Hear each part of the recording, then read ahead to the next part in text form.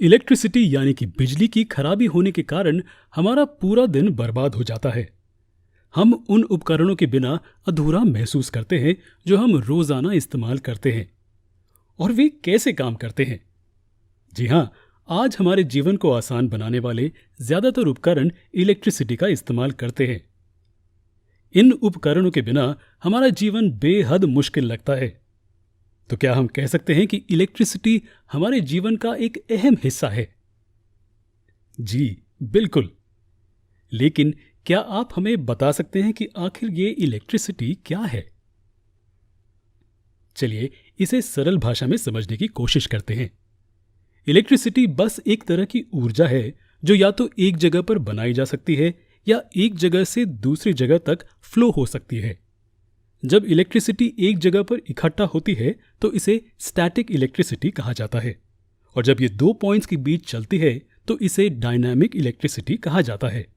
हम dynamic electricity को समझने में ज़्यादा इंटरेस्टेड हैं क्योंकि ये हमारे घर के उपकरणों को ऑन करने में मदद करती है।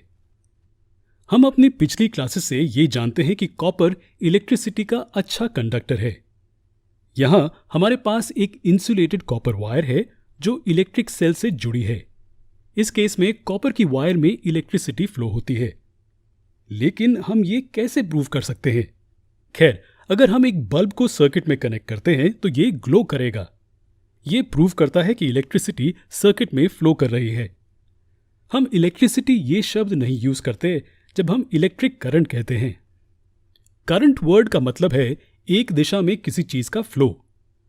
यहां इलेक्ट्रिक करंट सेल के पॉजिटिव टर्मिनल से उसके नेगेटिव टर्मिनल तक फ्लो होता है। याद रखिए कि ये पॉजिटिव टर्मिनल है और ये नेगेटिव टर्मिनल है। हम कहते हैं कि इलेक्ट्रिक करंट वायर से फ्लो हो रहा है। लेकिन क्या सिर्फ कॉपर ही ऐसा मटेरियल है जो इलेक्ट्रिसिटी कंडक्ट करता है? क्या एक लिक्विड भी इलेक्ट्रिसिटी कंडक्ट कर सकता है? क्या आप ऐसा कोई लिक्विड सोच सकते हैं जो इलेक्ट्रिसिटी कंडक्ट कर सकता है? जब आप स्विच बोर्ड को टच करने के लिए स्विच ऑन करते हैं या लाइट बंद करते हैं तो आपको कुछ नहीं होता है। इसका मतलब है कि स्विच बोर्ड करंट के फ्लो को आप तक पहुंचने नहीं देता है। लेकिन क्या होगा अगर आप स्विच बोर्ड को गीले हाथों से टच करते हैं?